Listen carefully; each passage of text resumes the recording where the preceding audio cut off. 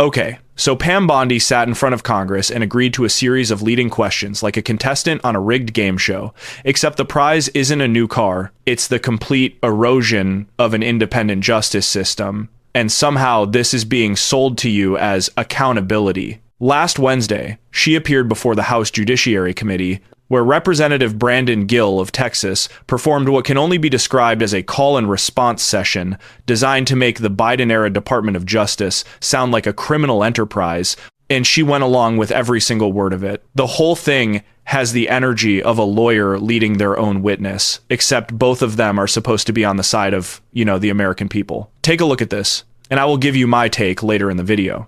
Gentleman yields back. Well done. Some of the questions he raised, we plan on taking up in a markup in a couple weeks on the whole sanctuary jurisdiction issue. With that, I recognize the gentleman from Texas.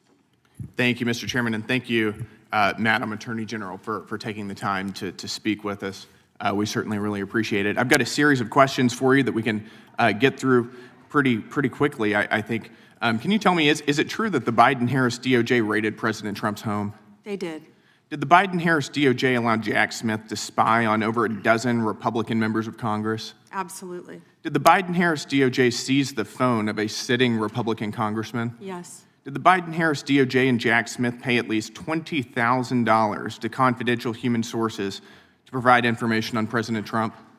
At least. At least. Did the Biden-Harris DOJ and FBI fail to apprehend the suspect who placed pipe bombs near the Capitol ahead of January 6th? Yes. Did the Biden-Harris DOJ target parents as domestic terrorists? Absolutely. Did the Biden-Harris DOJ target pro-life Catholics, going so far as to interview a priest and a choir director? Yes. Did the Biden-Harris DOJ send FBI SWAT teams to arrest pro-life advocates with no criminal histories? Yes. Did the Biden-Harris DOJ use the FACE Act to target pro-life advocates while it allowed anti-life agitators to vandalize, destroy, and firebomb pregnancy resource centers and churches? Multiple times, I believe. Multiple times. Did the Biden-Harris DOJ ever determine who leaked the Dobbs decision? I can't discuss that. No, under Biden-Harris. Got it. No. Did the Biden-Harris DOJ and FBI target whistleblowers for revealing waste, fraud, and abuse within the department to Congress? Not to my knowledge. Did the Biden-Harris DOJ refuse to say whether it coordinated with Alvin Bragg, Fani Willis, and Letitia James in their lawfare against President Trump? They refused. Did the Biden-Harris DOJ slow-walk the criminal investigation and prosecution of Hunter Biden? That's an understatement, in my opinion. Yep. Did the Biden-Harris DOJ determine who brought cocaine into the Biden White House? They did not. They did not. Did the Biden-Harris DOJ cover up the extent? As far as we know, they did not. Right, that's right. Did the Biden-Harris DOJ cover up the extent of the Russia collusion hoax? Absolutely, in my opinion, yes. Did the Biden-Harris DOJ seek leniency from a federal court for an IRS contractor who leaked sensitive tax information on over 7,600 Americans, including President Trump? Yes.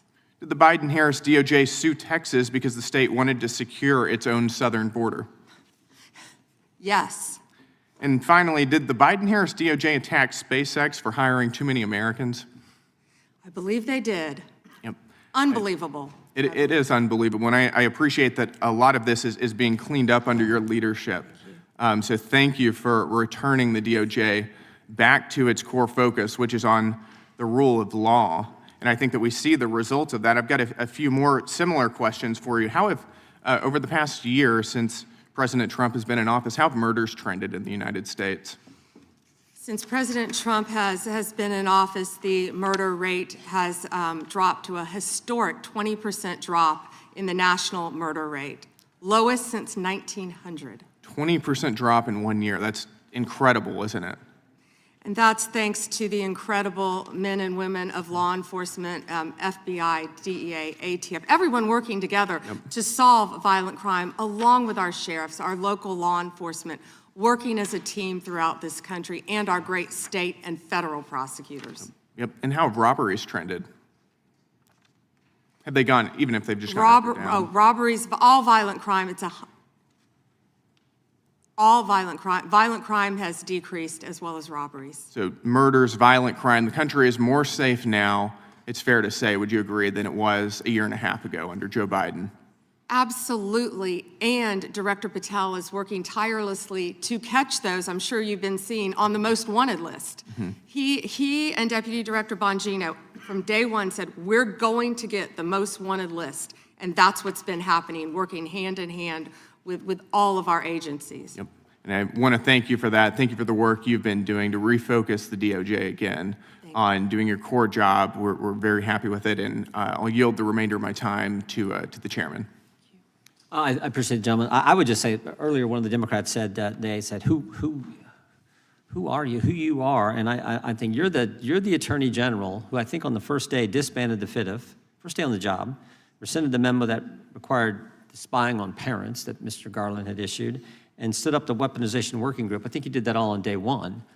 Not to mention, you're the first Justice Department that's put in place, as we've talked about earlier, this Deputy Attorney General for combating fraud. So we appreciate that, and of course, all the things that Mr. Gill pointed out with the crime stats that have went down. So our last question of the day. All right, if you're sitting there feeling like you just watched a political infomercial disguised as a congressional hearing, you're not wrong and you're not crazy. That was not an oversight. That was a coordinated performance piece. And the part they're hoping you won't notice is what was actually true, what was misleading, and what they conveniently left out. So here's what they don't want you to know. Let's start with the crime statistics, because that's where this falls apart the fastest. She claimed that under this administration, the murder rate dropped by a historic 20% in 1 year. The FBI's own data, released in August of 2025, shows the murder rate did fall by about 14.9% in 2024, but that was the last year of the Biden administration, not the first year of the current one. Axios reported that the violent crime rate dropped to a 20-year low in 2024. And the numbers show that crime was heading toward record lows under President Biden, despite what this administration falsely claimed on the campaign trail. And here's what makes it even more absurd. The Brennan Center for Justice found that this administration then turned around and canceled $820 million in federal grants that supported more than 550 organizations in 48 states. The programs that help prevent violence and support crime victims. A federal judge actually called those cuts, and I'm quoting here, shameful and without any legitimate justification. So they're taking credit for a crime decline they inherited while gutting the programs that helped cause it, which is a bit like canceling your gym membership and then flexing in the mirror about how fit you were last year. Now, on the so-called spying on Republican members of Congress, here's what actually happened. CBS News reported that Jack Smith's team obtained phone records, not wiretaps, not phone taps, phone records. Basically logs showing who called whom and when, covering a 4-day period surrounding January 6th. His attorneys called it entirely lawful, proper, and consistent with established Department of Justice policy. And here's the part that really exposes the double standard. The Justice Department's own internal watchdog report from December of 2024, as reported by NPR, found that during the first term, this very same administration secretly obtained phone and text records of 43 people who work for members of Congress and 2 Democratic members of Congress, Representatives Adam Schiff and Eric Swalwell, as well as reporters from CNN, The Washington Post, and the New York Times. That was a probe that resulted in 0 criminal charges. 0. And somehow, when it was Democrats having their records pulled, it was national security. But when it's Republicans whose calls were reviewed during an investigation into an actual attack on the Capitol, suddenly it's weaponization. And about that word weaponization, she sat there and said she's ending the weaponization of justice. NPR reported that last September, the president publicly posted on social media, directing her by name to prosecute his political enemies, writing, and I'm paraphrasing, "We can't delay any longer, Pam. Justice must be served now." When asked at her Senate hearing if she was the Pam he was referring to, she replied, "I'm sure I was." She then oversaw the indictment of former FBI Director James Comey after removing the experienced prosecutor who was actually running the investigation, who said there wasn't enough evidence to bring charges, and replacing him with Lindsay Halligan, a former insurance attorney who had never prosecuted a criminal case in her life. A federal court later ruled that appointment was illegal and tossed both the Comey and James cases. They also indicted the New York Attorney General, and 2 separate federal grand juries refused to charge her. Again, not once, but twice. So when they say ending weaponization, What they mean is we're the ones holding the weapon now. The strategy here is actually pretty straightforward once you see it. The hearing wasn't designed to uncover facts. It was designed to create a highlight reel, a series of quick yes or no clips that can be cut up for social media, where each one sounds damning in isolation. They don't need it to be accurate. They need it to be shareable. And they need you to never look up whether any of it holds up under scrutiny. Spoiler, it doesn't hold up great. So, the next time someone shares one of those clips, here's the language you can use.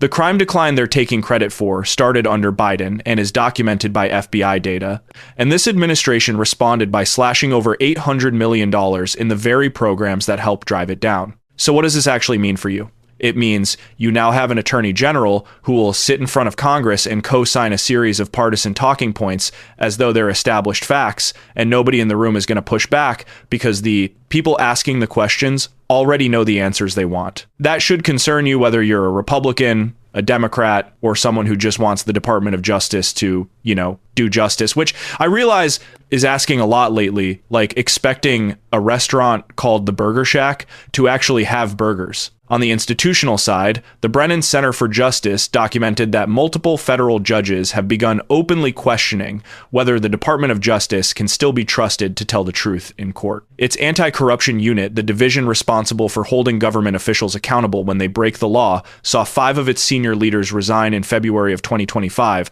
rather than comply with orders to drop a corruption case, and has since been slashed from 36 career lawyers to just 2. More than 70% of attorneys in the Civil Rights Division have departed, as NPR reported.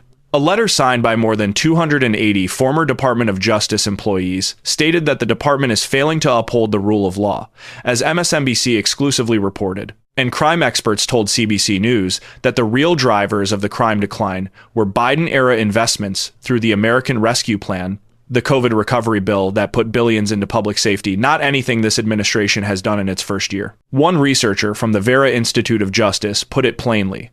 As the pandemic receded, experts fully expected crime to decline. What is all of this actually for?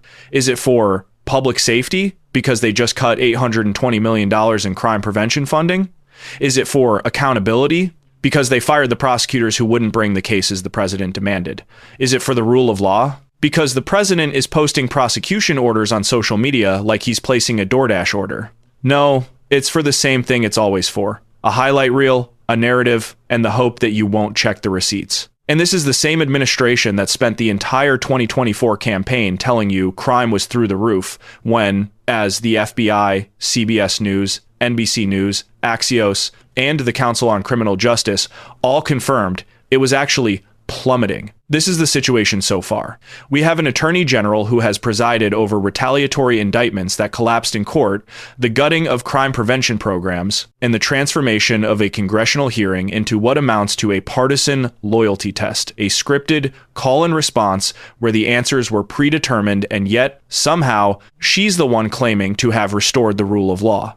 This isn't about whether the Biden Justice Department was perfect. No one is saying that. The question is whether you want a Department of Justice that investigates crimes based on evidence, or one that takes its marching orders from a social media post. And if you're wondering which version we currently have, I'd remind you that the president literally wrote the answer down for you. So yeah, we're being told that agreeing with everything your political allies say in a congressional hearing counts as accountability. I guess by that standard, my 3rd grade spelling bee answer was creative interpretation. If you found this breakdown helpful, hit the like button so more people see it. Drop your thoughts in the comments. I read them all and want to hear what you think. Share this video with someone who needs the context, and click the bell so you don't miss the next one. Thanks for watching, and don't forget to subscribe for more.